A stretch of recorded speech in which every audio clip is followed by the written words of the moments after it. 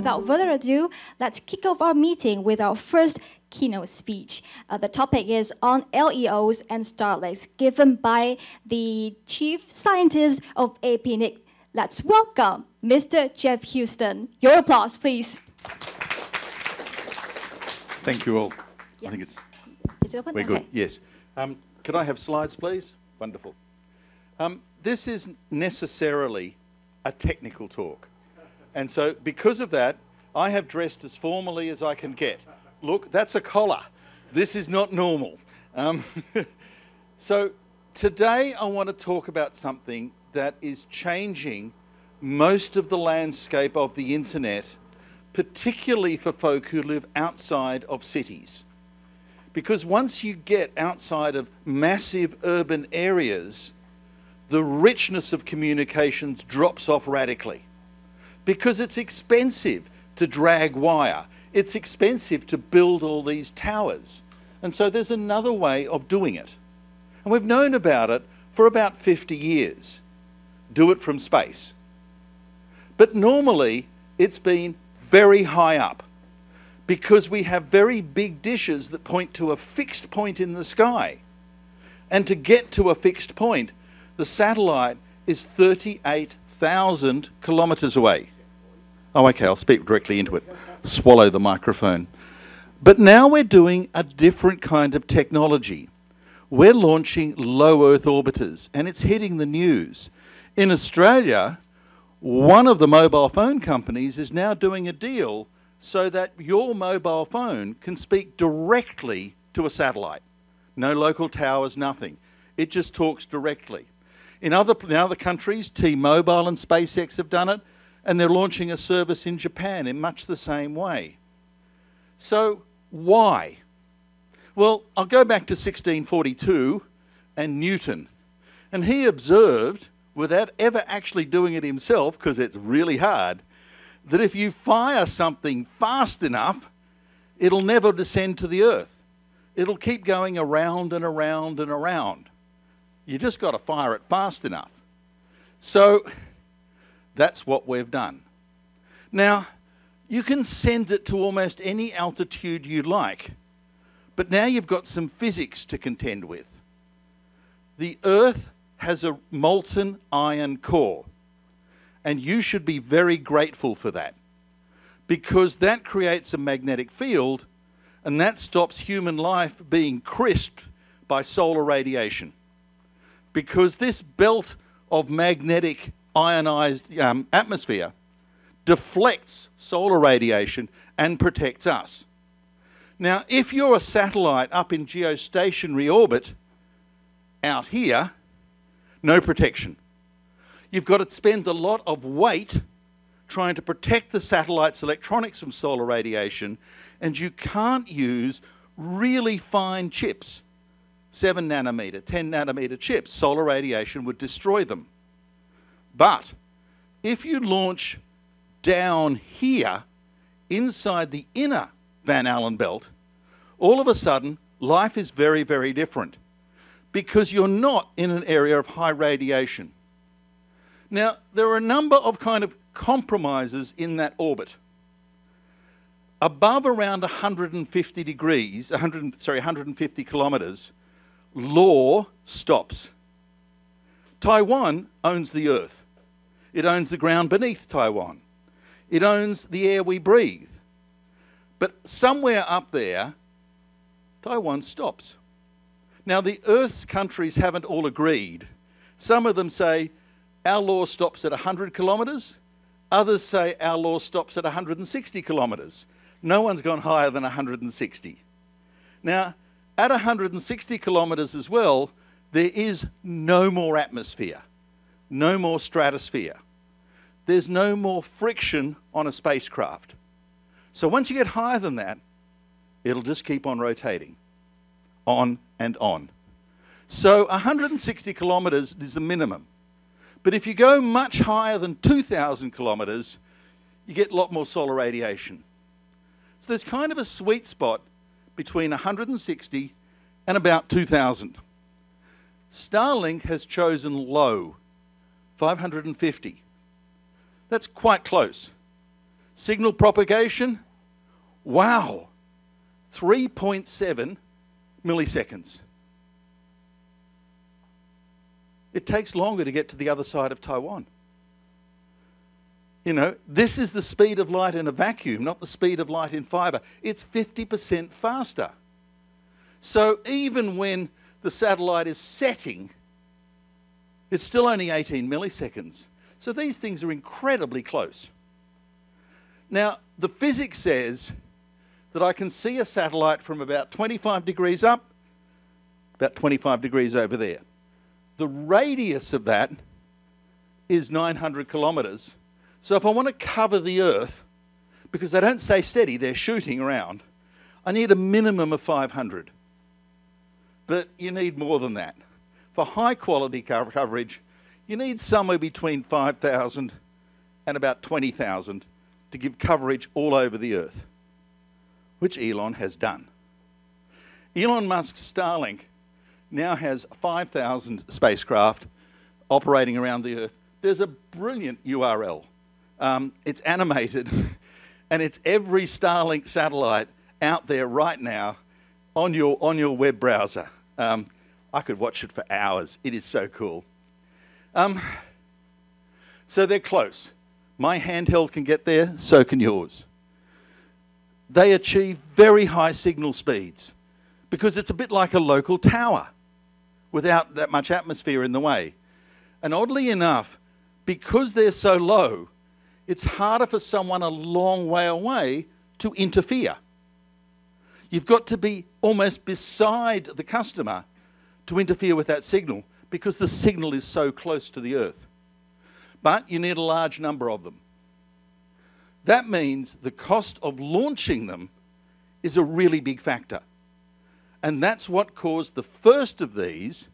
There was a groundbreaking one. Does anyone remember Iridium? Every mobile operator remembers Iridium because they looked at Iridium and said, they're going to kill us.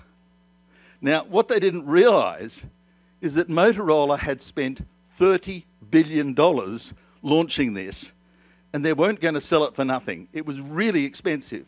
They spent so much money to launch them that as soon as it was launched, they went bankrupt. Oops.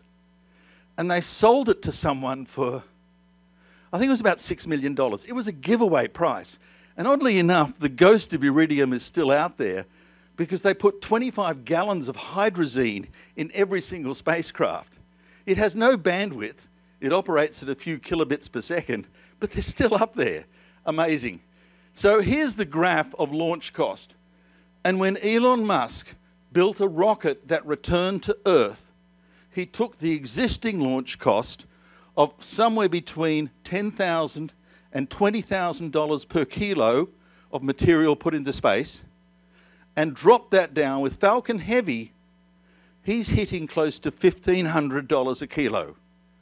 So if you have something that you want to launch into orbit and it weighs a kilo, you can talk to Starlink, you can talk to SpaceX, and they'll put it there for just $1,500.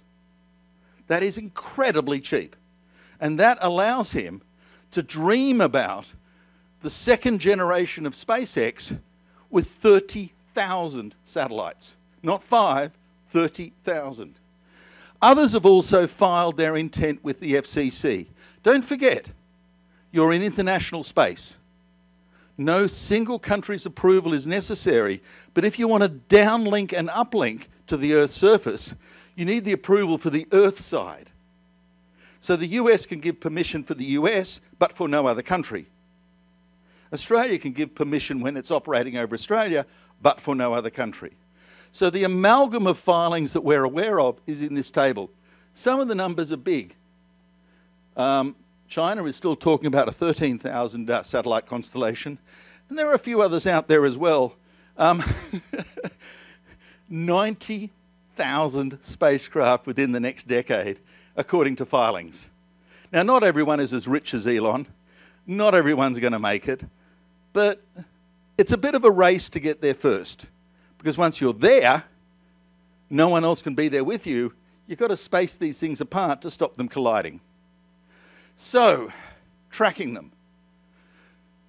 To stay in orbit at 550 kilometres up there, you need to move at 27,000 kilometres an hour. Wow. Horizon to horizon, 5 minutes. They are moving. And what that means is that tracking it is really quite a challenge. If you looked up right now, you'd see a picture like this. If you took the entire hemisphere, there is a certain amount of space that is above 25 degrees above the horizon. The rest are too low. You're just too much atmosphere, you can't get to them. But at any point, you'll find somewhere between 30 and 50 in view. And because you're in the northern hemisphere, as is this picture, there's the polar region, you'll actually find there's more in the north than in the south. So if you set up a Starlink service here, right here, it'd probably point to where north is more than south. There are more satellites to track. But at any point, there's a huge choice of which one you track. And to stop that service, you need to block all of them all of the time. So Starlink is actually really, really challenging to jam. And each satellite traverses this narrower part of aperture for only 3 minutes. So they're moving. So the way Starlink does this is that you track each satellite for just 15 seconds. No longer. Zip, zip, zip, zip. Incredibly good work. They used phased array antennas, so nothing really moves. By changing the phase of the antennas and changing the phase of the transponders in the spot beams, that's how you get signal locking and reasonable signal quality. So it moves its focal point by at most 11 degrees in that 15-second interval. You can see this. And this is a rather odd graph, because what I'm doing is asking the other end of a Starlink service, my machine at the other end, how long did it take to ping you? And I do this continuously. Ping, ping, ping, ping, ping, ping, ping, ping, ping. And I measure the latency precisely, and I keep track of the time. Computers can do that. And in every 15-second interval, I take the minimum latency of that interval. And it's pretty clear the red line is the minimum latency for each 15-second interval. And using that graph, it's really easy to spot the scheduling algorithm, because at any point I get put onto a different satellite with a subtly different latency. On top of that is a whole bunch of things concerned with signal quality, because this is not a fixed beam, it's a beam that passes over you. When it's directly pointed at you, really good signal to noise. When it's fringing, less so. The bit error rate increases, the signal gets slower because you've got to compensate. So that's why you get this high degree of variation. Even if I was the only user, you would still see that. You will never see that on fibre. Never. You probably never even see it on 5G, because 5G doesn't move. And so this constantly varying latency is a new problem for protocols. So again, looking at the spot beams, every spacecraft has 2 gigahertz of spectrum, 8 channels, each of 250 megahertz. So they have 3 downs, 1 up. Each can do 8 by 2, 48 beams. And so with just 1 beam, you can basically get around 250 megabits per second. But it will vary, and this is what I'm going to get to. As each beam comes overhead, the signal to noise gets better and worse. Better and worse, better and worse. So it's kind of, the signal gets stronger, fainter, quickly, really quickly. So you can see this, because when you wire up your Starlink dishy and go to the magic port, God, 9203 or something, or you just get the Starlink GPRC tools off the web and run them, it will tell you every time you ask Dishy, what are you up to? And it will tell you the channel capacity that you've been allocated up and down, and it will tell you the latency that it has calculated. Interestingly, it never tells you the satellite you are tracking. They used to, But they figured out that would tell the bad guys where to aim the jammers. So they don't tell you that anymore. You don't know, only Starlink knows. But even that is good enough to work from. Because now I can actually look at the reported capacity. This is every second for 1 hour. 200 megs, 400 megs, 700 megs, 800 megs of reported capacity. And sometimes you strike it lucky and you've got 4 200 megabit per channel beams aimed at you. And you actually get a capacity of 800 megabits per second. It only lasts for a second. Enjoy it while you can. But the other one that's challenging is the reported latency. It's all over the floor, somewhere between 40 and 80 milliseconds, but it's never constant. So if I even zoom it out a bit, and this is looking at a simple interval of around half an hour, sorry, less, it's around 1 minute, things are constantly changing. And here is a ping every second for a day. And you go, well, okay, we know there's a lot of noise, but look down here. About 4,000 seconds spread evenly, it just drops the packet. So you're getting a lot of micro drop. So the challenge is, how do you design a protocol to work inside of that kind of parameter? Now, speed test lies. Speed test does not send 120 megabit per second of data to give you this answer. It does not. It does not consume all that data. It just sends pairs of packets and looks at the extent to which those packet pairs sort of dilate and work out from that what the bottleneck capacity was with just 2 packets. Now, on a wired network, and even a 5G network, what speed test will tell you and what you can get correlate. So it's not bad. On Starlink, that's not true, because of flow control algorithms. Now, any of you who've ever looked at TCP has found that there are a number of ways of doing it. There's Reno, the old way. Go faster, go faster, go faster, until you get packet loss. Whoops, back off, and do it again. There's Cubic, which most of you use. Go faster, go faster. What you think is a reasonable space, slow there for a while, but then if it's still looking okay, go faster until you get packet drop. Or there's the nightmare of the mobile world, the protocol that lays them all to waste, BBR, which simply says, I'm going to go as fast as the network will let me, and I don't care if I lose packets. I'm just going to go that fast, and I'm not going to slow down for anybody. Interesting choice. How does it work on Starlink? Cubic. See that red line? Those are packet loss events. And every time you get a packet loss, Cubic backs off. So Starlink was saying 150 to 200 megabits a second. My achieved throughput in Starlink says, start up, get to about 50 megabits per second, have a loss, back down. Here's a classic Cubic curve, get some loss, back off. It never really gathers pace. And after a few catastrophic losses, it's down to a couple of megabits per second. Cubic has a hard time with high latency and micro drops. How about Quick? Does Quick make everything better? Quick starts with a massive initial window. Cubic starts with just 1 packet. Quick starts with 10 and gets higher. So for a little while, Cubic is just pumping the network full of packets, and the loss events are equally big. And every time you get a loss, Cubic goes, whoops, too fast, too fast. So under Quick, it backs off really quickly. So within 10 seconds, 30 megabits per second. And the random loss events keep it running slowly.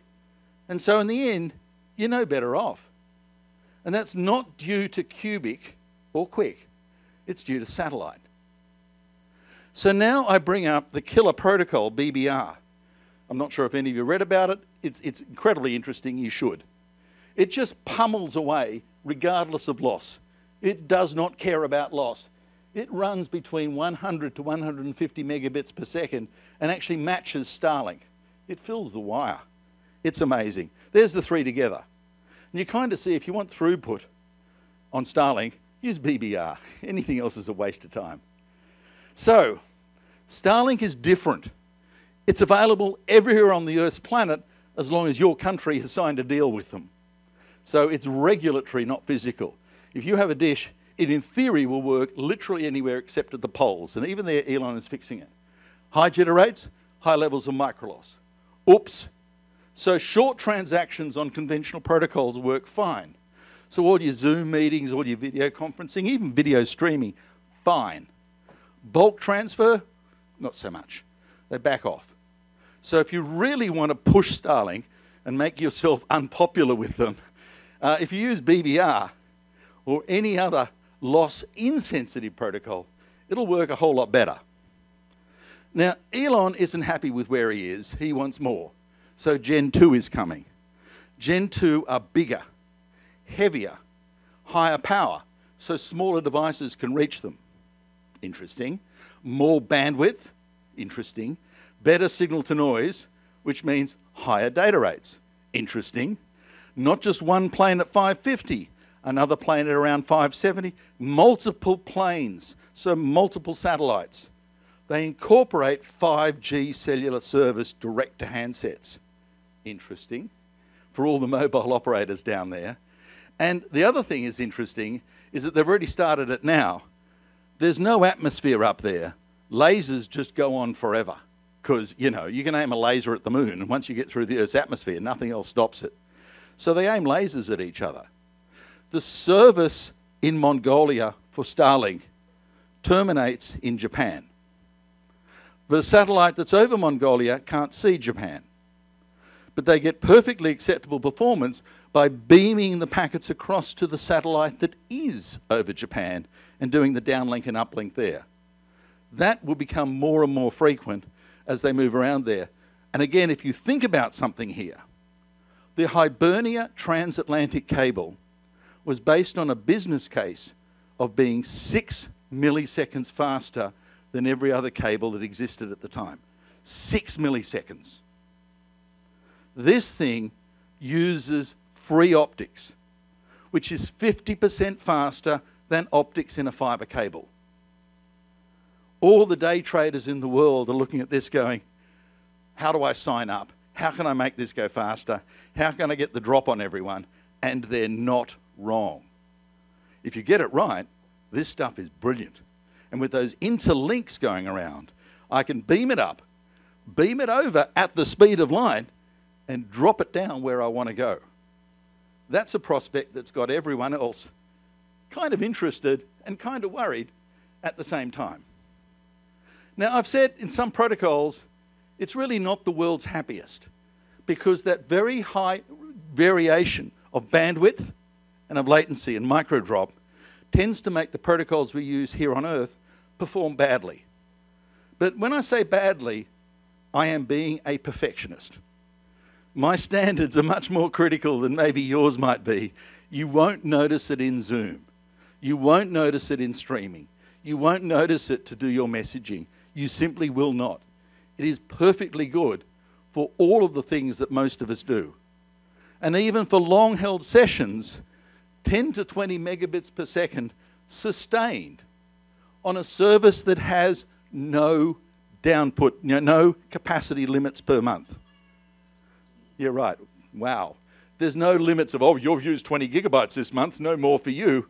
At the moment, it's unlimited. So one fee, and it's the same price as most of the high-end 5G subscriptions. You can go anywhere and use it as often as you like. So where there's no existing wire and when there's no existing radio, this stuff is brilliant. It is not a wholesale service. It can't sustain what we do with fiber and even what Web 1 is trying to do in space with carrier trunk services. It's not built for that. It's built for retail. It's built for you and me. And it's built for our houses. It's built for our mobile devices. And interestingly, particularly in the context of where we are geographically here, it is extremely challenging to jam it. Extremely challenging. Because there's too many moving too fast to figure out where to send a jamming signal, which is why they're being used extensively in the Ukraine. Go figure. I think I've got 5 minutes left for questions. Hopefully that's enlightened some of your interest in this. I would actually predict that over the next 5 years, as Elon finishes launching V2, it will be close to everywhere because it's just so hard to resist it. Thank you. Thank you. Thank you, Mr. Geoff Huston. Thank you so much for your captivating sharing, taking us to know the mechanism of the satellite. Yeah, that's really cool. Thank you so much. Any question for Dr. Geoff Huston? Maybe there are more questions online, so give them more time. So if time limit is allowed, so I will leave the question to you. No one's got any questions? How much does it cost? In Australian terms, if you live in the country, the dish will cost you currently $200 Australian or $100 American. The service will cost approximately $100 Australian, which these days, because the Australian dollar's worth nothing, about $70 American. There are larger dishes, larger than the normal size, that give you better signal to noise, better signal quality, and actually give you faster throughput. They tend to get upwards to 200 to 300 megabits per second if you're using the right protocol. And yes, there's a bit of a tussle in America because the existing mobile carriers are whinging, but you can put it on the roof of your car and just keep on driving. Because if you think about it, compared to the speed of the satellite, 27,000 kilometres an hour, you can't drive fast enough to fool it. From the satellite's perspective, that car is going nowhere. So yes, totally mobile. It's an amazing service. Question from Dr. Kenny? Okay, Kenny Huang speaking in my personal capacity. Just a question regarding to the measurement that you did for Starlink. Basically, how can you ensure that the response come from the satellite or come from the ground station nearby? Thank you. What I do is I take a willing participant. In one case, it's my boss, who has a farm in rural New South Wales. In another case, it's my son, who in the middle of California in Silicon Valley has a lousy DSL service. So he installed Starlink. And so I have a Starlink service in California. I just put an Intel NUC. Have you used Intel NUCs? I think Asus have just bought it. They're brilliant. You know, $500, runs Debian, it just is there. So I use that machine to constantly push packets through Starlink. And I have a similar machine at my end, relatively close to the other end, so one in Australia, one in California, and I just push packets across it in a dedicated manner. One ping every second, you know, that kind of work. So it's really easy to set up and test. And all of this data comes from sort of my end testing. So not hard. You can do it yourself if you have a Starlink. Wow. Very well. Let's give a big hand to Dr. Huston. Thank you so much. Thank you so much for sharing. That's wonderful.